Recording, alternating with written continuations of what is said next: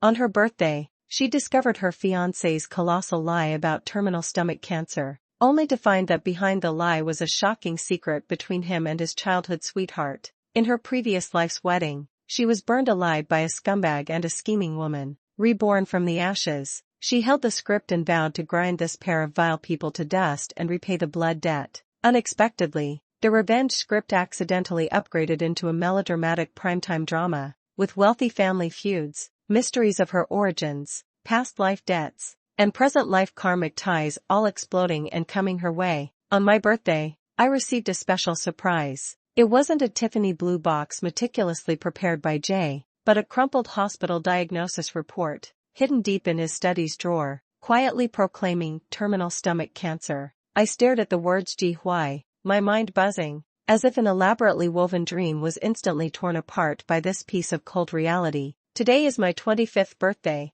and also my engagement anniversary with Jay. He kept saying he would give me the most unforgettable birthday, and indeed, it is unforgettable. My fingertips are icy cold, and I force myself to calm down. I quickly browse the contents of the diagnosis sheet. The confirmed date is half a month ago, which means that from the diagnosis until now, Jay hasn't mentioned a word to me. Why? Countless question marks explode in my mind, making me dizzy. Could it be that he wants to hide his illness and marry me? This thought sent a chill down my spine. I quickly put the diagnosis report back where it was and walked out of the study, pretending nothing had happened. In the living room, Jay was preparing dinner with a gentle smile. The aroma of roasted steak filled the air. Everything was as warm and beautiful as usual, as if everything just now was just an illusion. Hope, what were you looking for in the study? Jay's voice, tinged with a hint of doubt, broke my train of thought. I squeezed out a smile and pretended to be relaxed, saying, "It's nothing,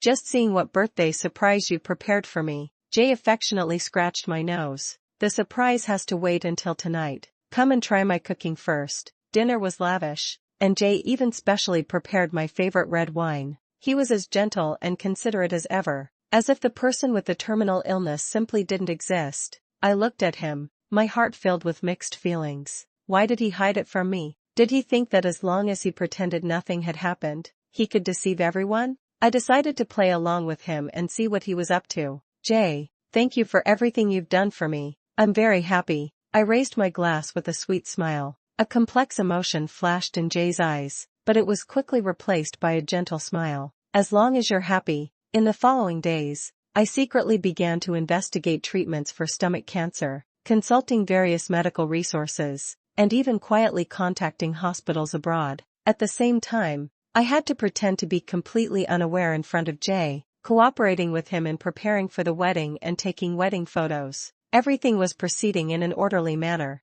This double life makes me feel tired, but I must persevere in order to figure out Jay's true purpose. One night, Jay was on the balcony making a phone call, his voice very low, but I still vaguely heard some keywords. "Qingyu, give up, dying soon." Qingyu? Xia Qingyu? Jay's childhood sweetheart? My heart sank suddenly, and a sense of foreboding welled up in my mind. I quietly walked to the balcony, held my breath, and listened carefully. "Qingyu, I already have a fiancé. We can't be together. Just give up." Jay's voice was filled with a hint of helplessness and determination. "Besides, I'm dying soon. Do you think we have a future? I know you're good to me, but I've already fallen in love with Hope. I can't delay you any longer. Let's just leave it at that. Don't contact me again in the future." Jay hung up the phone and sighed deeply. I saw his back looking somewhat lonely, like a tragic hero about to face death. I sneered inwardly. What a self-inflicted suffering, to make his childhood sweetheart give up.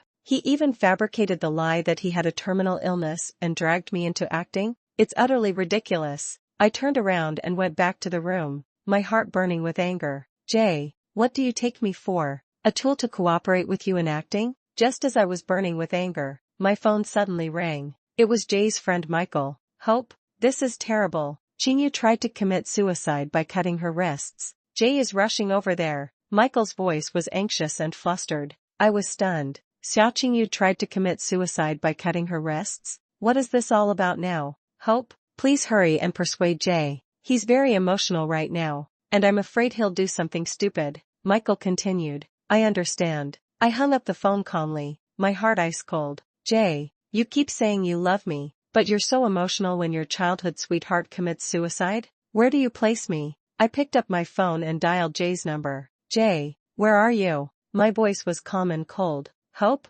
I'm a little busy right now. I'll talk to you later. Jay's voice was a bit rushed, and the background noise was noisy, as if he was very busy. What could be more important than my birthday? I questioned in an icy tone. The other end of the phone was silent for a few seconds, and Jay's voice sounded again, with a hint of impatience. Hope, I really have something urgent right now. Can I explain it to you later? No. I want to know now. My tone was firm and unquestionable. Jay seemed irritated by my attitude, and his voice became cold and hard. Hope, can you be a little sensible? I don't have time to mess around with you right now. After saying that, he hung up the phone directly, and when I called back, it was already turned off. I looked at the black screen of my phone, feeling utterly desolate. This is Jay, the man I'm about to marry. When my childhood sweetheart committed suicide, he could be so indifferent to me, even going so far as to turn off his phone to block my calls. What does my birthday mean in his eyes? I sneered and threw the phone aside.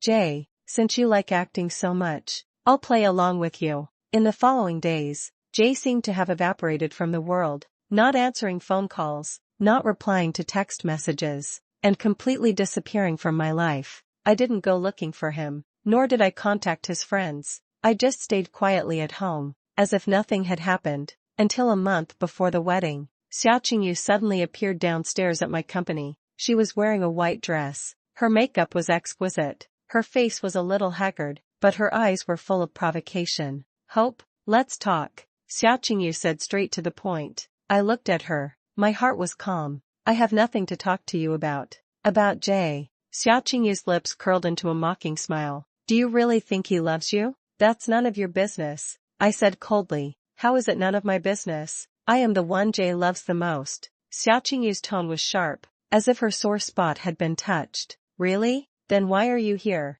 Instead of standing by his side, becoming his bride? I retorted. Xia Qingyu's face changed, and her eyes became sinister. Hope, don't be smug. Jay is just being misled by you. He will come back to me sooner or later. Then you can wait slowly. I smiled contemptuously and turned to walk into the company gate. Xia Qingyu shouted furiously from behind. Hope, you will regret it. I ignored her and walked straight into the elevator. Regret? The thing I regret most in my life is falling in love with a scumbag like Jay. Returning to the office, I tried hard to calm myself down. Xia Qingyu's appearance made me even more convinced that Jay was hiding his illness for a definite purpose. A month before the wedding, I started working overtime, frequently going on business trips, and trying to avoid meeting Jay. Jay also seemed very busy, and our contact became less and less, like a pair of soon-to-be separated resentful lovers. One night, I worked overtime until late before returning home.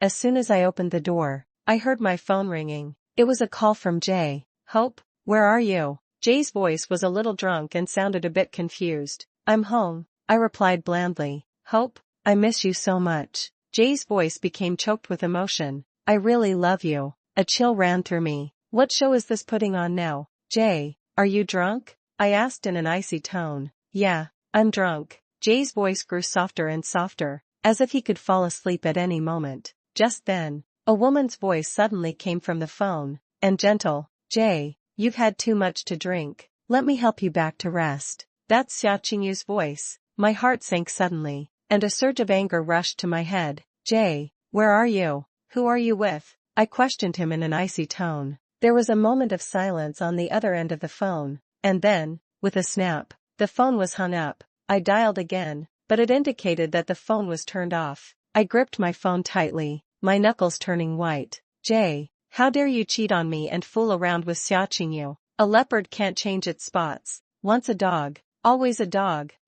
Old habits die hard. 2 days later, I unintentionally overheard Jay and his friend Michael talking in the study. Michael, how long do I have to keep this from Hope? I'm afraid I can't keep it a secret anymore. Jay's voice was full of anxiety and unease. Jay, you /V come this far. How can you give up halfway? Michael advised. Think about it. If you tell Hope the truth now, all your previous efforts will be in vain. But, I always feel like this is too unfair to Hope. Jay's voice was hesitant. Jay, don't forget. Who are you doing this for? For Qingyu. To make her completely give up. What does it matter if you sacrifice a little happiness? Michael said sternly. I know, but, Jay stopped talking. No buts. Jay, you must persevere. Think about Qingyu. Think about your future, Michael said firmly. Future? Jay smiled wryly. Do Qingyu and I even have a future? Of course. As long as you marry Hope and make Qingyu give up completely, there will be no obstacles between you,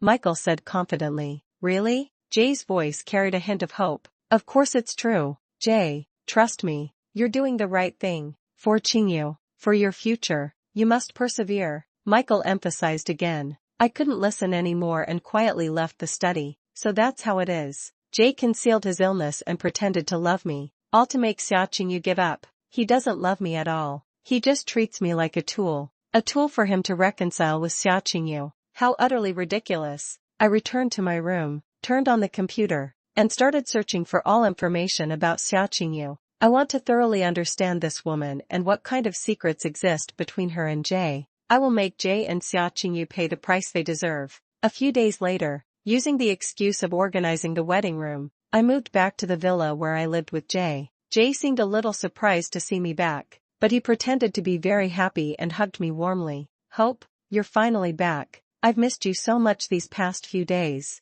Jay said gently. I sneered and pushed him away. Jay, I have something to show you. I took out my camera, opened the album, and flipped to the photos I took that night. In the photo, Xia Qingyu is helping a drunken Jay into the villa. The two are acting intimately, like a couple in love. Jay's face turned pale instantly when he saw the photo, his eyes panicked, and he tried to snatch the camera. Hope, let me explain. It's not what you think, he explained anxiously, his voice with a trace of imperceptible trembling. I had too much to drink that day, and Summer sent me back. Nothing happened between us. Is that so? I looked at him coldly, taking back the camera. Then why did you turn off your phone? Why didn't you tell me? Jay was speechless, his eyes flickering. I was afraid you would misunderstand. Misunderstand? I sneered. Jay, do you think I would still believe you? He looked at my cold eyes, seeming to realize that explanation was futile, and a trace of frustration appeared on his face.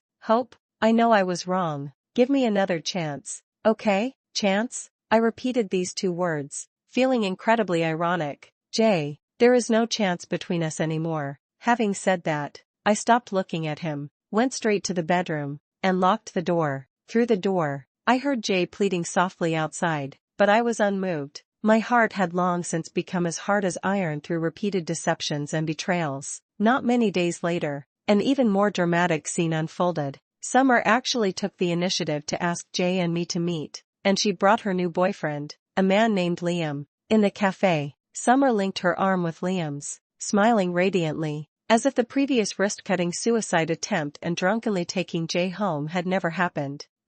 Hope. Jay, let me introduce you. This is my boyfriend, Liam.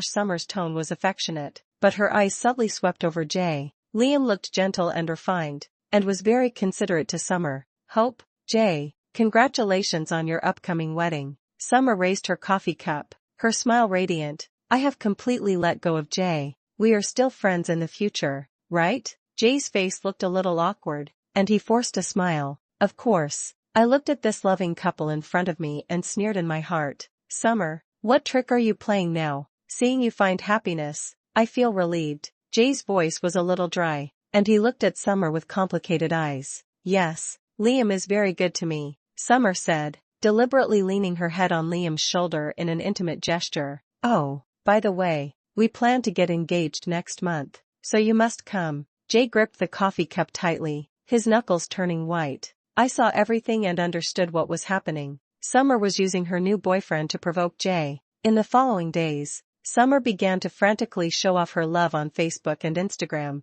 posting various intimate photos and sweet moments with Liam, eager to announce her happiness to the world. Every time Jay saw Summer's updates, he would calmly offer his blessings on the surface, but his heartbroken appearance couldn't fool anyone. I watched all of this with indifference, without any emotion. Let the dogs fight each other. It's all the same to me. As the wedding drew closer, Jay's friend Michael approached him again. Jay, are you really going to go through with this? Michael asked worriedly. Hope already knows about you and Summer. Do you think she will still trust you? Why don't you cancel the wedding? No. Jay refused flatly, his eyes gloomy. The arrow is on the string, and it has to be fired. I've already come this far, and I absolutely can't turn back. But, no buts, Jay interrupted Michael, his tone firm. I have to play this role to the end. I must let Summer see that I am happier than she is. Michael looked at the stubborn Jay and sighed helplessly. I stood outside the door, hearing their conversation clearly. Acting?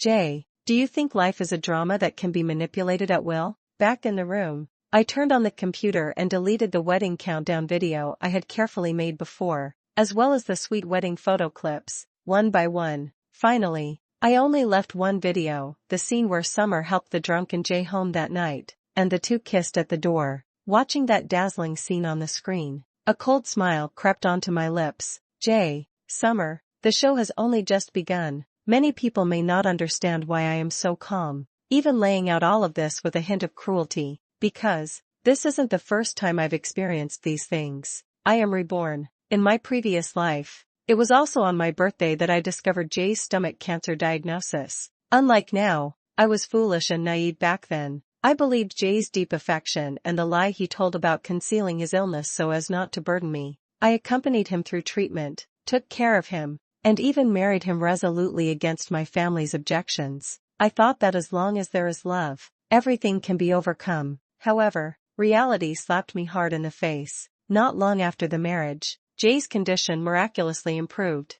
I thought it was a blessing from God, but I didn't know that the so-called terminal gastric cancer was just a carefully planned scam from beginning to end. And the masterminds behind this scam were none other than Jay and Summer. Life after marriage was not as happy and fulfilling as I had imagined. Jay became increasingly indifferent to me, often using overtime and social gatherings as excuses for not coming home at night. Summer, on the other hand, was like a persistent ghost, often appearing in our lives, using her status as Jay's sister and friend to provoke me unscrupulously. It's not that I haven't had my suspicions, but I was always deceived by Jay's sweet words and vows. Until my birthday, which was also our first wedding anniversary. Summer suddenly found me, wearing a victor's smile, and threw a recording and several photos in front of me. The recording contained Jay and Summer's lewd flirting and intimacy. The photos showed them making love in hotels, at home, and even on our wedding bed. I felt like I had been struck by lightning. My whole body was ice cold,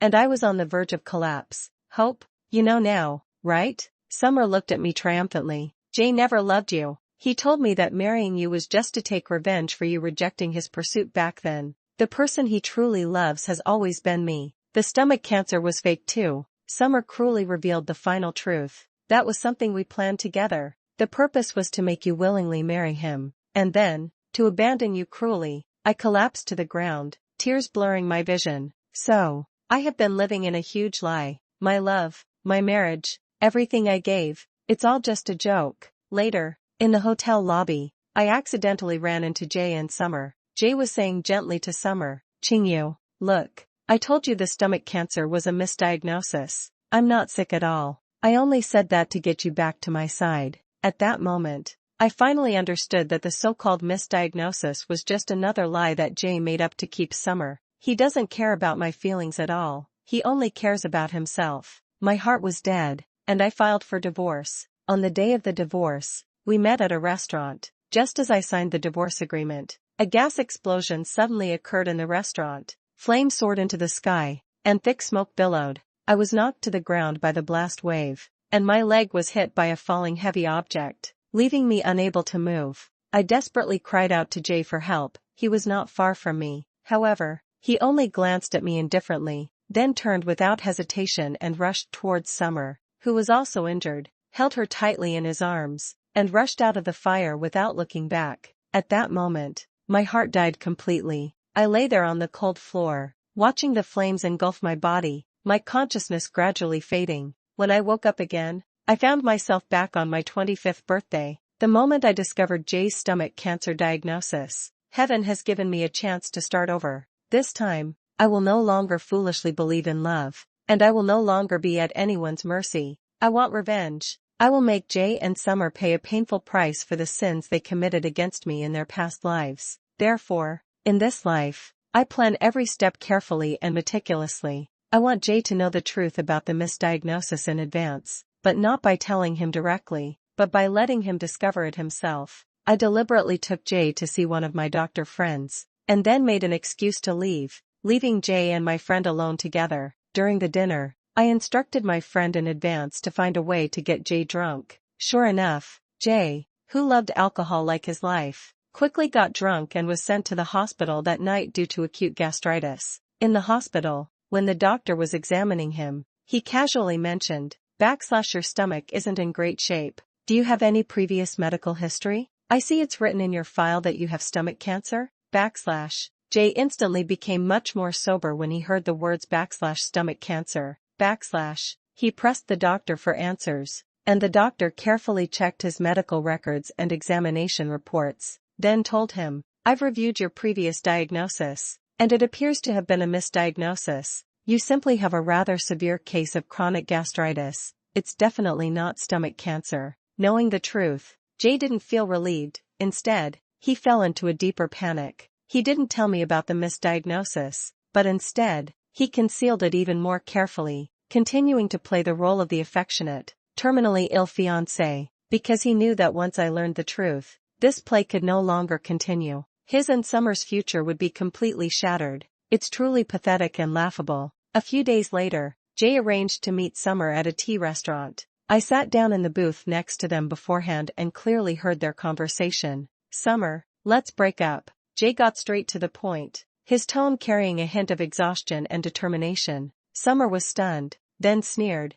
"Jay, what do you mean? You're tired of me and want to dump me?" "It's not that." Jay took a deep breath. I have stomach cancer. Late stage." The smile on Summer's face instantly froze, her eyes filled with shock and disbelief. "What did you say? Late-stage stomach cancer?" Summer's voice trembled slightly. "It's true." Jay lowered his head, his voice low and heavy. "I don't want to burden you." Summer was silent for a long time, so long that Jay thought she would, like in his past life, cry and say she wanted to spend his last moments with him. However, Summer suddenly stood up and said in an icy tone, "Jay, since you're about to die anyway, there's even less of a chance for us. Don't contact me again in the future. I don't want to get into trouble." After speaking, she picked up her bag and left the tea restaurant without looking back, leaving Jay alone, sitting there blankly, his face as pale as paper. Looking at Jay's dejected appearance, I felt no sympathy, only endless mockery.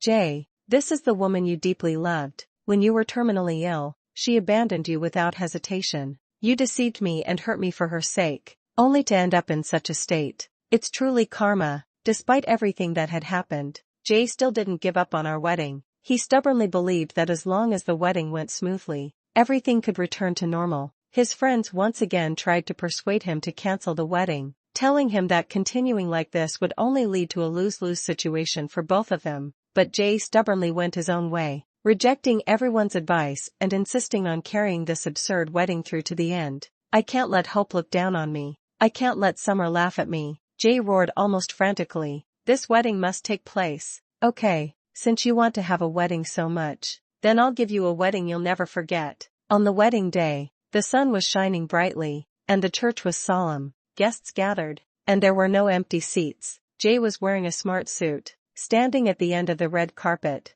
with a false smile on his face, waiting for his bride. However, what he waited for was not me in a wedding dress, but a carefully planned surprise. Just as the priest was about to announce the start of the ceremony, the church's big screen suddenly lit up. What was playing on the screen wasn't our sweet wedding photos, or a touching declaration of love, but the video of Summer helping a drunken Jay home, and the two kissing passionately at the door. Immediately after, a recording appeared on the screen. It was Jay and Michael's conversation in the study about concealing the illness and using me in a play. Finally, a striking line of large characters appeared on the screen. "Sensational scandal. Groom Jay and his father share Mistress Summer. Years of underground affair exposed." In an instant, the entire church erupted. The guests were in an uproar, discussing and gossiping, pointing and gesturing. Jay's face turned pale instantly, and his body was on the verge of collapse. Summer was mixed in the crowd, her face pale and her eyes filled with horror. Jay's father, a highly respected entrepreneur,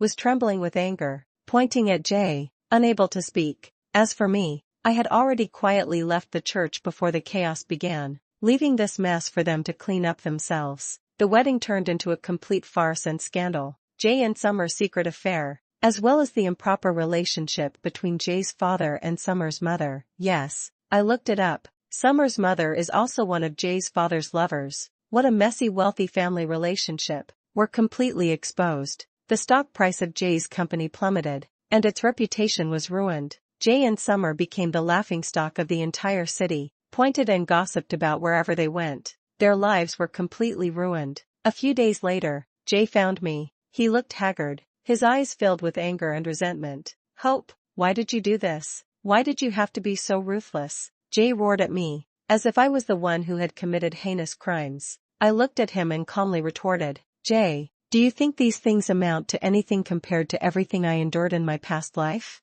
Jay was stunned, his eyes filled with confusion. "Previous life? What nonsense are you talking about?" I sneered and told him everything that happened in my previous life, exactly as it was, including how he cheated on me, how he had an affair with Summer during our marriage, and how he abandoned me in the fire. As Jay listened to my narration, his face turned paler and paler, his eyes shifting from disbelief to shock to fear. "No, impossible. This is impossible," Jay murmured to himself, as if unable to accept this cruel reality. "Jay, everything I've done today is the retribution you and Summer deserve." I looked at him, my eyes cold. I hate you for ruining my life. So, in this life, I will let you taste what it's like to fall from heaven to hell." Jay collapsed to the ground, his eyes hollow, as if he had lost all his strength. Not long after, Summer also came to the door. She was no longer that proud and beautiful peacock, but rather like a hysterical madwoman. "Hope, you bitch. It's you. It's all your fault." Summer pointed at me and cursed. "You ruined Jay and me. You ruined everything for us." Seeing her frustrated and furious appearance, a trace of pleasure actually rose in my heart. "Is that so?" I smiled faintly. "Seeing you so miserable now, I am indeed very proud of myself." "You." Summer was trembling with anger, raising her hand to hit me. I grabbed her wrist and warned her sharply, "Summer, don't provoke me again. Otherwise, I don't mind making your ending even worse." Summer was frightened by my gaze, sullenly withdrew her hand, left a harsh word, and left in a disheveled manner. I thought my revenge should have come to an end. However, the gears of fate always seem to replay astonishing similarities inadvertently. One evening, I received a call from Michael. "Hope, something happened. Jay and Summer had a car accident." Michael's voice was full of panic. I was stunned. "A car accident? Is it the same as the previous life?" I rushed to the hospital and learned about Jay and Summer's condition. A serious car accident. To protect Jay, Summer's face was cut by glass, resulting in severe disfigurement. Jay, on the other hand, suffered comminuted fractures in both legs and may spend the rest of his life in a wheelchair. The karma of the previous life has reappeared in this life in another way. This time, however, it was Jay who was more severely injured. I saw Jay being wheeled out of the operating room in the hospital corridor. He lay in the hospital bed, his face pale, his eyes tightly closed. The spirited look he once had completely gone. At that moment, I felt no hatred, no sympathy, only a sense of peaceful resolution. "Jay, Summer, your retribution has finally come." A few days later, I went to the hospital for a routine checkup and met Jay again in the corridor of the rehabilitation department. He was leaning on crutches, practicing walking with difficulty, thin and looking much older. Our eyes met in the air. Jay looked at me with a complex expression, containing surprise, pain, regret, and a hint of something almost imperceptible. "Plea?" I calmly shifted my gaze, walking past him as if he were a stranger. There was no longer any connection between us. I suddenly recalled some fragments of my past life. In my previous life, after I died, my soul wandered the world for a while. I saw that, soon after my death, Summer left the disabled Jay. She couldn't bear to take care of a cripple, let alone live a life without beauty and wealth. Jay lived alone in the empty villa, spending his days with alcohol, decadent and unbearable. Once, I saw him sorting through my belongings and found the diary I wrote before I died, as well as an abortion bill that I had hidden. That was not long after we got married. I became pregnant unexpectedly, but because I was worried about his condition and afraid that the child would be born without a father, I secretly had an abortion. Jay looked at my deep love for him in the diary, and at the cold abortion surgery bill, and finally broke down and cried, filled with remorse. I also saw that Summer, after leaving Jay, did not find the so-called happiness She and the man named Liam broke up not long after being together because Liam cheated on her. So, the so-called true love is just a joke. These past life memories flashed through my mind like movie clips. I suddenly snapped out of the memory and let out a long breath. I don't know when it started, but I haven't had nightmares for a long time. The pain and resentment of those past lives seem to be dissipating little by little. Perhaps, letting go of hatred is the best redemption for oneself. One evening, I had dinner with my colleagues. The moment I walked into the restaurant, my heart skipped a beat. This restaurant is the restaurant where I was buried in a sea of fire in my previous life. A strong sense of unease surged into my heart. Could it be? Another explosion is about to happen? I forced myself to calm down and carefully observed the surrounding environment. Everything looked normal, but the alarm bells in my heart were ringing like crazy. I made an excuse, delayed everyone's ordering time,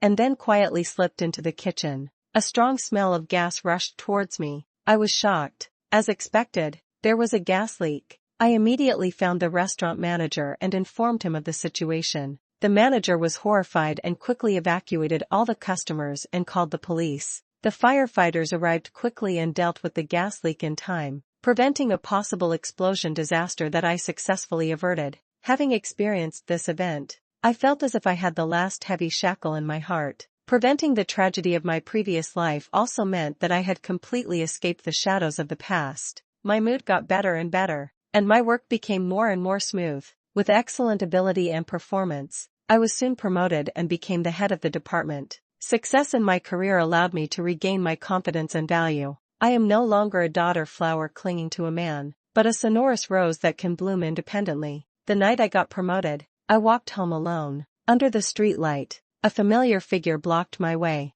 It's Jay. He looked more haggard and downcast than the last time I saw him at the hospital. He wasn't using a cane, but his gait was still a bit stiff. He just stood there quietly, looking at me with a complex expression. Hope? He called my name softly, his voice hoarse. I stopped and looked at him calmly. Are you happy? Jay hesitated for a long time, finally asking this question. I looked at him without answering, and instead asked, Jay, was I, in my previous life, happy? Jay's body suddenly shook, and a look of pain appeared on his face. He opened his mouth as if he wanted to say something, but in the end, he just lowered his head and remained silent. I didn't linger any longer and turned to leave. Walking in the night, I suddenly realized that those past life memories seemed to be slowly becoming blurred. The unforgettable hatred and the heart-wrenching pain also gradually faded away as the memories dissipated. Perhaps time is really the best cure. True letting go is not forgetting, but rather being relieved.